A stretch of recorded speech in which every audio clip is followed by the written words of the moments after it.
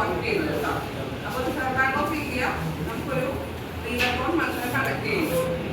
അപ്പോൾ തുടക്കം ഞാൻ പറയാം, 75 ഫസ്റ്റ് പ്രൈസ്, പിന്നെ 50, അങ്ങനെ കുറഞ്ഞ് കുറഞ്ഞ സെക്കൻഡ് തേടുന്നത് വരുന്നുണ്ട്.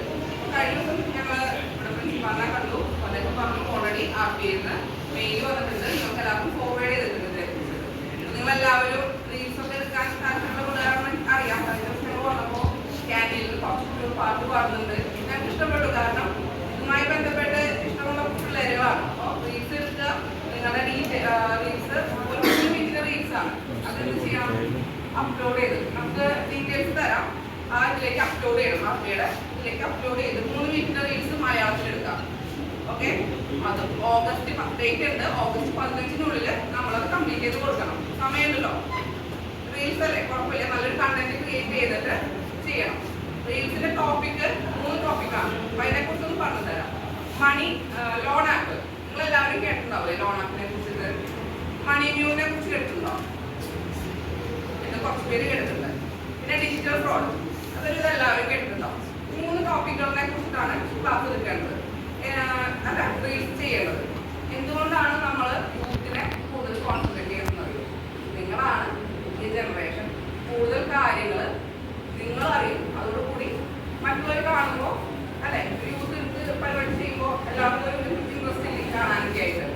അപ്പോൾ അതുകൊണ്ടാണ് കൂടുതൽ UG PG സ്റ്റുഡൻസ്, അതുപോലെ കേരളത്തിലുള്ള എല്ലാ കോളേജുകളിലും സ്റ്റുഡൻസ് ഞങ്ങൾ കോൺസെൻട്രേറ്റ് ചെയ്തിട്ട് ഈ റീൽസ് എടുക്കാനായിട്ട് ഉപയോഗിക്കുന്നത്. അപ്പോൾ നിങ്ങൾ റീൽസ് അപ്ലോഡ് ചെയ്ത് കൊടുക്കുക. അപ്പോൾ ഈ 3 ടോപ്പിക്കുകൾ ഏതാണെന്നറിയോ? ഞാൻ പറഞ്ഞു. ഏതൊക്കെയാണ്? ഡിജിറ്റൽ ഫ്രോഡ്, ലോൺ ആപ്പ്, മണി മ്യൂ. ലോൺ ആപ്പ് ആരെയും ലോൺ ആപ്പിലേക്ക് ലോൺ എടുത്തിട്ടുണ്ടോ? ഇല്ല. ക്രെഡിറ്റ് ഫീനെ കുറിച്ച് കേട്ടിട്ടുണ്ടോ? ഒരു ലോൺ ആപ്പാണ്. നമ്മൾ കഴിഞ്ഞ ദിവസം ഒരു വാർത്ത, കുറച്ച് നാൾ മുമ്പ് ഒരു വാർത്തയിൽ കേട്ടിട്ടുണ്ടായിരുന്നു, ലോൺ ആപ്പിൽ നിന്ന് ക്യാഷ് എടുത്തത് അവസ്ഥ വന്നിട്ടുണ്ട്. പുറത്ത് പഠിക്കുന്ന കുട്ടിയാണ്, പല രീതിയിൽ അതിനെക്കുറിച്ച് എന്താണ് പല രീതിയിലെ കാര്യങ്ങൾ നടത്തുന്നുണ്ട്. ലോൺ ആപ്പാണ്, വേറെ പ്രശ്നങ്ങളാണെന്നൊക്കെ പറഞ്ഞിട്ട് പല രീതിയിൽ പോകുന്നത്. അതിലൊരു കേസ് വന്നിട്ടുണ്ട്, ലോൺ ആപ്പിൽ നിന്ന് അവകാശം അടയ്ക്കാൻ പറ്റാത്തൊരവസ്ഥ വന്നു. നമുക്ക് ഒരാൾക്ക് പെട്ടെന്ന് കാശിന്റെ ആവശ്യം വന്നു, എവിടെ നിന്ന് കിട്ടാനില്ല. ലോൺ ആപ്പാണ് അയാൾ ഏറ്റവും കൂടുതൽ നോക്കുന്നത്. എന്തുകൊണ്ടാണ്? സിവിൽ സ്കോർ വലിയ കാര്യമായിട്ട് അവർ നോക്കുന്നില്ല അല്ലെ. ഇൻസ്റ്റന്റ് ആയിട്ട് 2 മിനിറ്റ്സിനുള്ളിൽ നമുക്ക് എന്ത് കിട്ടും, നമ്മുടെ അക്കൗണ്ടിലേക്ക് കാശ് വരും. അതെങ്ങനെ, എന്തൊക്കെ ഡീറ്റെയിൽസ് കൊടുക്കണം? ഒരു ലോൺ അപ്രൂവ് ആവുന്നുണ്ടെങ്കിൽ ബാങ്കിൽ പോയി കഴിഞ്ഞാൽ ഒരുപാട് ഡീറ്റെയിൽസ് കൊടുക്കണ്ടേ? നമുക്ക് എന്തൊക്കെ സെക്യൂരിറ്റീസ് കൊടുക്കണം, ലാൻഡിന്റെയോ ബിൽഡിങ്ങിന്റെ ഒക്കെ സെക്യൂരിറ്റീസ് കൊടുക്കണം. പക്ഷേ ഇൻസ്റ്റന്റ് ആയിട്ട് കിട്ടുന്ന രീതി ആയതുകൊണ്ട് എല്ലാവരും ലോൺ ആപ്പുകൾ യൂസ് ചെയ്യുന്നുണ്ട്, വിവിധ കുട്ടികളായാലും ആളുകളായാലും. പക്ഷെ ഇതിന്റെ ദോഷവശങ്ങളുണ്ട്. ഈ ലോൺ ആപ്പ് ഉപയോഗിക്കുമ്പോൾ ആധാർ കാർഡ്, പാൻ കാർഡ്, നമ്മുടെ അക്കൗണ്ട് ഡീറ്റെയിൽസ് ഒക്കെ കൊടുക്കുന്നുണ്ട് അല്ലേ.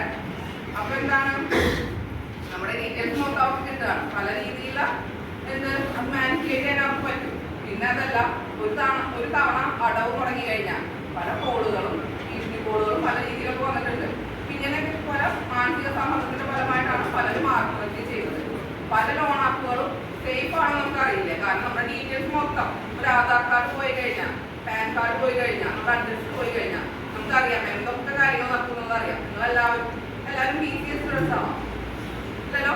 കമ്പ്യൂട്ടറുമായി ബന്ധപ്പെട്ട് കുറേ കാര്യങ്ങൾ നിങ്ങൾക്ക് അറിയാം അല്ലെ. പല രീതിയിലുള്ള തട്ടിപ്പുകളും കാര്യങ്ങളൊക്കെ നടത്തുന്നുണ്ട്. അപ്പൊ ഇങ്ങനത്തെ ലോൺ ആപ്പുകൾ, അതിനെക്കുറിച്ചൊരു റീൽസ് തയ്യാറാക്കാം. നിങ്ങൾക്ക് ഏത് ടോപ്പിക് വേണമെങ്കിലും എടുക്കാം, ലോൺ ആപ്പ് എടുക്കാം.